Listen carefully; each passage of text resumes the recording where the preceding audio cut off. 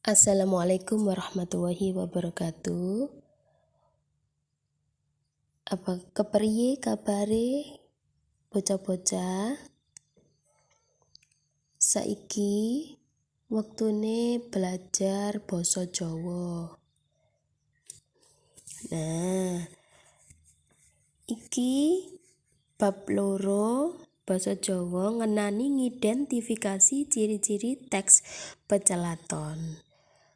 Apa tah sing diarani pecelaton kuwi? Pecelaton iku tegese omong-omongan.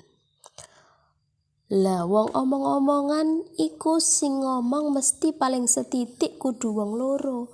Sing diajak pecelaton utawa ngomong bisa beda-beda paumurane, bisa sapaumuran, bisa karo sing luwih enom, bisa uga wong sing luwih tuwa.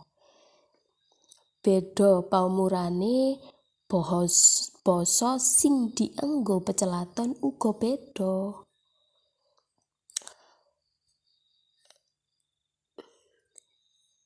Jinise basa kanggo guneman utawa pecelaton kuwi jinise ana 4.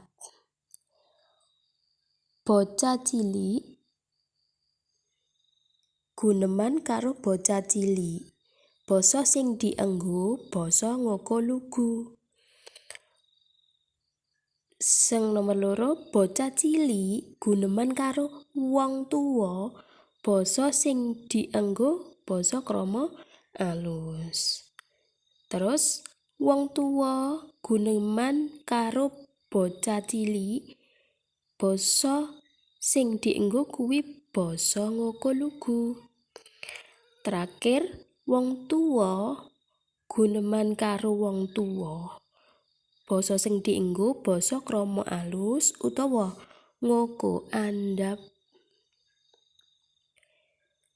Unggah-ungguh jroning pecelaton.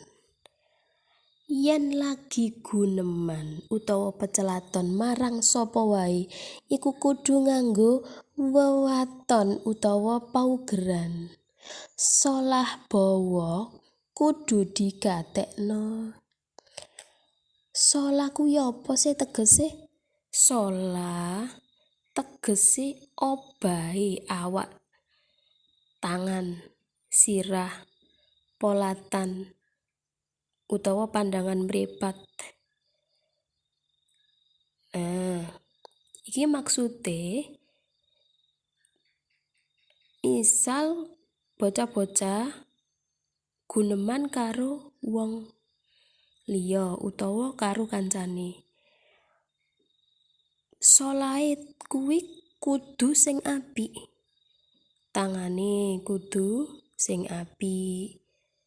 Terus mripate guneman kuwi kudu ngasakno wong sing diajak guneman.